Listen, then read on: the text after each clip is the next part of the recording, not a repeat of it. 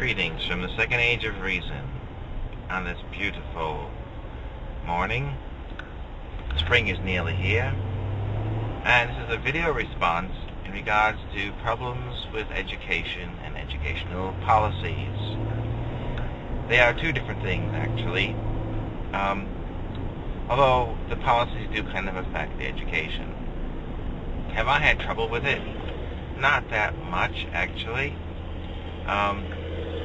I have seen the case of certain policies which have had very bad impacts on education.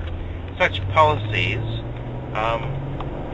for one, is like some of the zero tolerance stuff,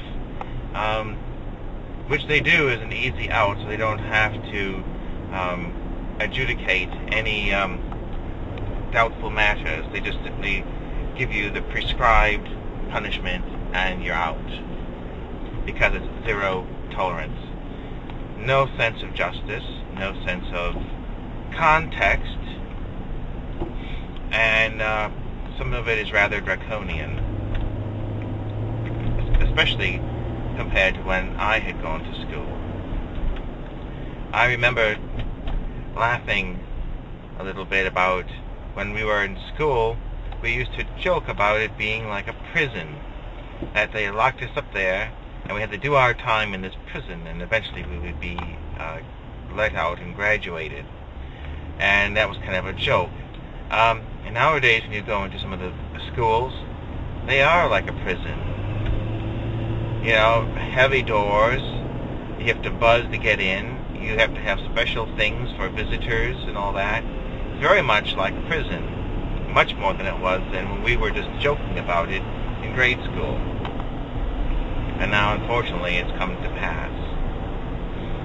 So, another policy is that they've been having problems with budget. And a lot of the budget problems have come because of the cost of health care. And the health care that the schools offer their faculty is really quite good. It would have been defined as a Cadillac plan in many cases. And so in order to maintain that standard, they've been having to have layoffs, meaning increased class size and closing schools down and merging things to have bigger and bigger. However, I've heard of cases where, for example, a teacher would have just recently gotten certified by the Board of Education for certain things, and within a week or two after that have been laid off because they couldn't afford to keep the teacher anymore. And especially in some of those schools, those teachers have had very good results with education, and the results notwithstanding, they had to go. So that's kind of a disappointment. Something that works to dismantle it and bring it down.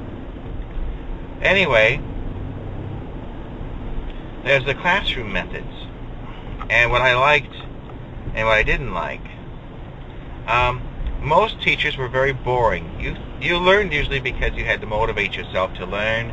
You wanted to get a grade or whatever. The best teachers were kind of the crazy ones. They would ramble on, take you on tangents, come back, and you'd be kind of mixed up at first, but at the end of the year, it suddenly would all tie together, and it was brilliant. You really liked it. The worst teachers were the very pleasant ones. You didn't mind being in their class, you did your work, and you thought everything was fine. And then you got your grade. And it was usually like a D or a D minus, and you go, what is this? And the teacher smiles and says, well, your work really wasn't all that good. It's like, well, why was there like no feedback? Everything was smiling and said, okay, yes, thank you, good assignment, yep. And that's when they slam you down. Those kind of teachers are, I think, the worst. And one interesting thing that we had was like in 7th and 8th grade, we tried something called contract learning. They would lay out the whole school year for you, before you, and say, here is what is required of you to pass 7th grade or 8th grade.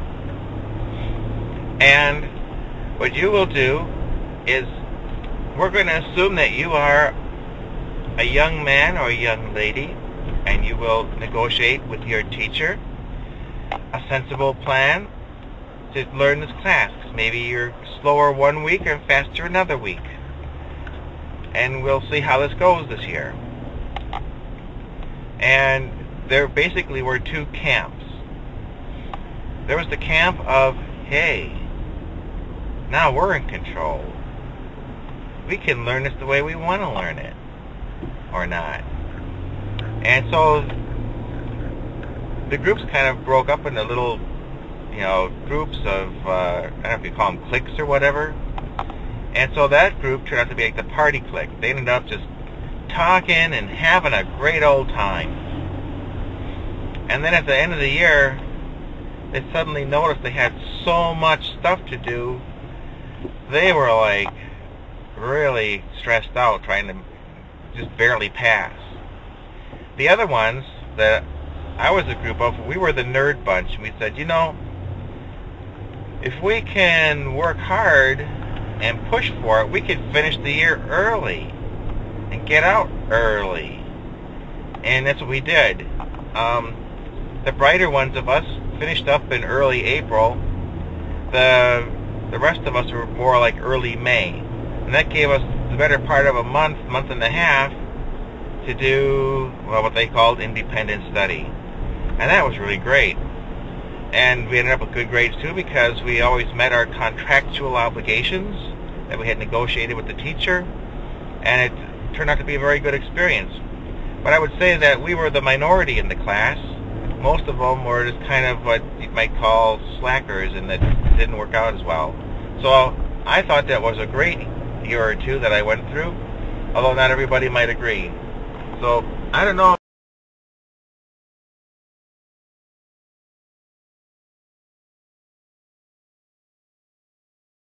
if anybody else has had such an educational experiment. If that was an experiment, and I thought it was really interesting. So I just leave those thoughts with you, and comment and rate below, and we'll be seeing you.